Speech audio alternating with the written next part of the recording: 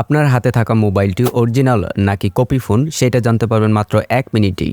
আজকের ভিডিওতে সেই ট্রিক্সটি আমি শিখিয়ে দিব।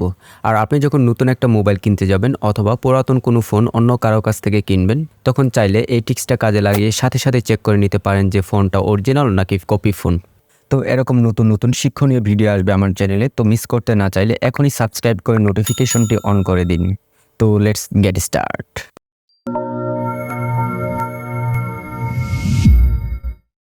তো আপনারা যখন নতুন একটা ফোন কিনবেন অথবা পুরাতন কোনো ফোন অন্য কারো কাছ থেকে কিনবেন, তো সেই ফোনটা আসল নাকি কপি ফোন, তো সেটা কিভাবে বুঝবেন সেটা বোঝার জন্য প্রথমেই মোবাইলটি হাতে নেবেন।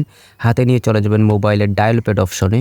ওকে, তারপর এখানে গিয়ে টাইপ করবেন স্টার, তারপর হ্যাশ, তারপর 0, তারপর 6, তারপর আবার হ্যাশ। তো এটা ডায়াল করার সাথে সাথেই অটোমেটিক একটা পপ আপ উইন্ডো ওপেন হবে। এই যে এখানে দেখতে পারবেন মোবাইলের আইএমইআই নাম্বার 2টা।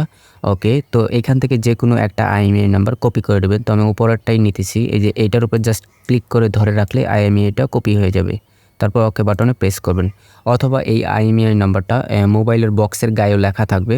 অথবা এইভাবেও যদি খুঁজে না পান তাহলে চলে যাবেন মোবাইলের সেটিংস অপশনে। সেটিংস অপশন থেকে এই যে অ্যাবাউট ফোন এইখানে ক্লিক করবেন। ওকে, তারপর একটু নিচে চলে যাবেন। নিচে দেখতে পারবেন ডিটেল ইনফো অ্যান্ড স্পেসিফিকেশন, এইখানে ক্লিক করবেন। ক্লিক করে আবার নিচে চলে যাবেন। ওকে, এখানে দেখতে পারবেন এই যে স্ট্যাটাস অপশন, এখানে আরেকটা ক্লিক করবেন। ক্লিক করে আবার একটু নিচে চলে যাবেন। নিচে গেলে দেখতে পারবেন এই যে আইএমইআই নাম্বারগুলো। ওকে, তো এখান থেকে যে কোনো একটা আইএমইআই নাম্বার কপি করে দেবেন। মানে মোট কথা আপনাকে এই আইএমইআই নাম্বারটা সংগ্রহ করতে হবে প্রথমে। তারপর সংগ্রহ করে এটা হয় কোনো খাতায় একটা লিখে রাখবেন অথবা নাম্বারটা কপি করে নেবেন। তো আমি যেহেতু কপি করে নিয়েছি, তারপরে আমি এইখান থেকে বের হয়ে আসতেছি। ওকে, তারপর যে কোনো একটা ব্রাউজারে চলে যাবেন। ওকে, তো আমি গুগল ক্রোমে চলে গেলাম।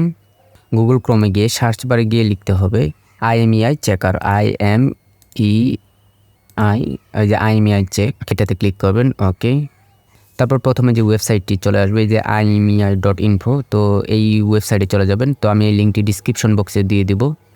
ওকে, তারপর এখানে দেখতে পারতেছেন ইন্টার আইএমইআই নাম্বার। এই যে এখানে আপনি যে নাম্বারটা কপি করছেন মানে আইএমইআই নাম্বারটা, এখানে সেটা পেস্ট করে দেবেন। ওকে, তো আমি পেস্ট করে দিলাম। তারপর একটু নিচেই দেখতে পাবেন আই এম হিউম্যান, এখানে একটা ক্লিক করে দিবেন, মানে টিক মার্ক দিয়ে দিবেন। ওকে, তারপর এখান থেকে যে চেক বাটনে ক্লিক করবেন। তো চেকিং হচ্ছে। তো আমারটা কিন্তু রেডমি নোট 9 প্রো মোবাইল। ওকে, এবং আমি এটা বসুন্ধরা থেকে মানে অফিসিয়াল ফোন কিনেছি। দেখি এখানে কি দেখাই। ওকে, তো লোডিং হচ্ছে, একটু ওয়েট করবেন। তো এই যে দেখতেই পাচ্ছেন চলে আসছে কিন্তু মডেল যে নোট 9 প্রো, এই যে ব্র্যান্ড রেডমি, এটা হলো কি আমার আইএমইআই নাম্বার। একটু আবার নিচে চলে যাবেন। ওকে, তো নিচে এখানে সব তথ্য দেখতে পাবেন এই মোবাইলের ভিতরে কি কি আছে। এই যে এখানে মোবাইলের স্পেসিফিকেশনগুলো দিয়ে দেওয়া আছে।